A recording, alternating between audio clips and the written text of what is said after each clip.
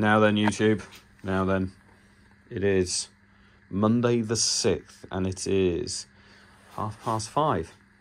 The car, as you may have seen in my previous video, which I haven't recorded yet, has just returned from Bedford, where it had a successful track morning, but not afternoon. Took a nibble out of its wheel arch. What else did it do? It's got some quite serious rubbing here, which is not the lip, it's somewhere up here, so that needs sorting. But the worst problem was the engine mount collapsed and basically nobbled this carburettor. So I'd managed to wedge a screwdriver under the inlet manifold to lift it up enough so I could drive it home. But yeah, cut the day short.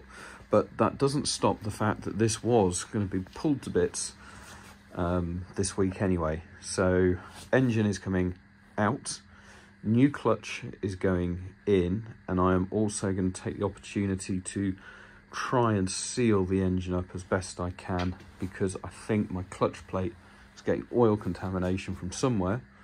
And yeah, it's getting changed. But in addition to that, obviously new engine mounts. This is one I have on the shelf, but this is a standard one with a hole here, so they fit that way. So this is the chassis, this bit where my thumb is the engine block, and this is the fail-safe, so when it does fail, it meets the metal and holds it, which mine has done, but not enough to knock the carbs off. The uprated ones come with this fully rubbered, so I've ordered some of those from TTR, and also I've bought something else, which I will show when it arrives. I've never had one for a car before, bought one, very excited.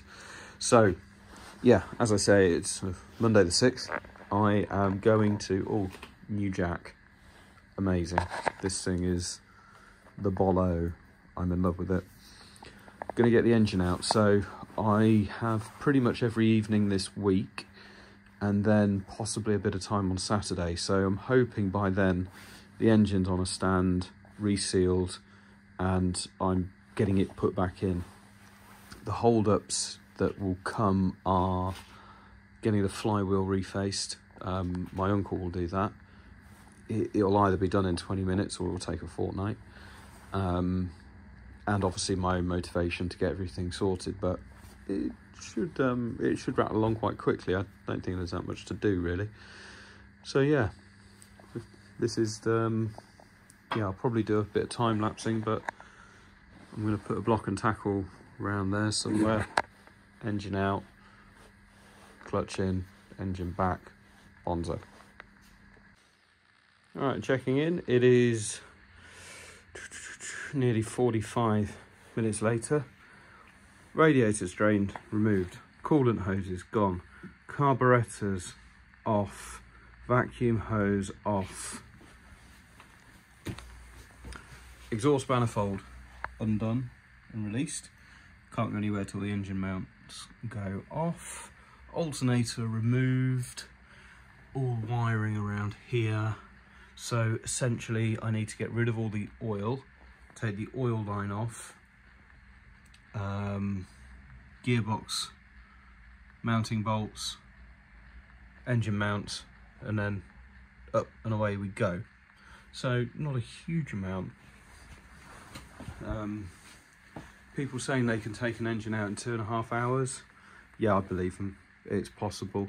I think I'll hit a few roadblocks somewhere along the way.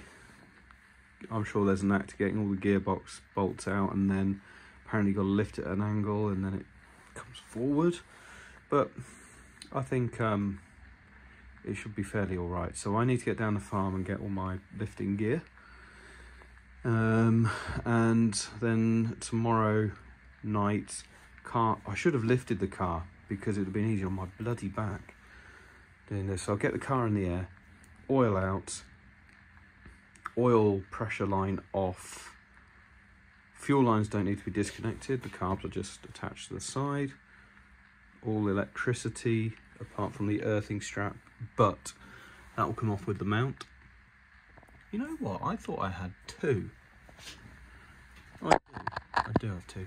That'll come off with the mount, and then it's getting a small jack under the gearbox. This up and out. Need my engine stand, obviously. Yeah, it's Monday. This will be out this week. I'll probably do this in 3 parts, because why not? Why not? And look, you'll see all the bolts back where they need to be. Nothing's going to get lost when I forget where my exhaust manifold cap heads are. They're there. By the way, I helicoiled. I can't remember if I helicoiled it or not, but I put cap heads in. Honestly, there we go. Honestly, amazing. Bit rusty. Yeah, had the exhaust manifold off in, I don't know, 5 minutes. Easy. Easy, easy, easy. Right. Right, this episode will be me getting the engine out. And then next episode, buggering about. Final episode, putting it back in. And the special project. I forgot to film my watch at the start of working, but I have drained the oil. I have removed the anti-roll bar. I've removed the brace. I've fitted my block and tackle. Yeah, I mean, I'm pretty much, I think if I had it disconnected from the gearbox and the oil line off, I think I'd be ready to lift it out, pretty much. So not far, we'll see. Right, work got busy, so I had to dash off, but yes, I mean, that's 2 minutes, that's 2 minutes, connected to the gearbox, obviously.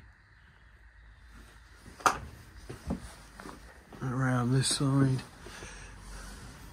manifold, but that can't go anywhere until the engine mounts off. I can't get the engine mount off until I've got the engine supported, and then it's just the gearbox. So yeah, I think we're good to go. We're good to go. I'll get the car in position tonight, give it a test, and I think I'll probably save the removal till tomorrow, but I've done about another 40 minutes on this, so what does that put us at? About an hour and a half. An hour and a half, not including setting up the lift and whatnot, but yeah, I reckon easily under 2.5 hours to get the engine out. So yeah, nice work. Right, it's in position. Starter motor is banished. So now it is, I've got the 2 rear top gearbox. Got the 2 top gearbox bolts out. So yeah, that's pretty much separated. I'm figuring you undo those, then the engine mounts, and then wrestle the engine free. So yeah, got to do those. The engine mounts are they're just a pain, whichever way you look at it. I'm hoping I can remove them from the block, because that's easier. And on this side you get the spaces you can take out, so that gives you some wiggle room. So I'm hoping that's the way I can do it. But yeah, I'm probably up to an hour and a half, hour and 45. So yeah, comfortably, I think, unless I hit a major roadblock, under 3 hours. Oh God. 8:30, Tuesday the 7th, and it's out. Word of advice, don't forget the ship plate at the bottom.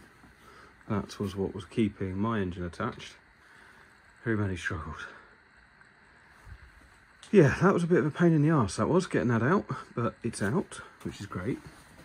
I haven't had a look at everything yet. Yeah. Whew. So I'm taking it all in. See, it's very, very oily around the back. I think that's where a few of my leaks have been. So it'll be good to get, hopefully, some of these sorted out. But I'm going to get the engine down onto I'm just going to put it on the floor for tonight because I can't be able to take the clutch off. And get the car back in the garage. But yeah, that was a lot of work. Over and out. Right, so this brings a close to episode number 1 of Major Overhaul Project Clutch. Got the gearbox, got the engine out. Flywheel has gone down to be refaced. I found that's where a big leak was coming from. Rear main looks all right. Rear cover looks okay-ish. The gearbox input shaft was leaking as well, but other than that, it doesn't look too bad, so hopefully I'll be able to make a good job of that. Next job is get the car back out. It's nice and high now.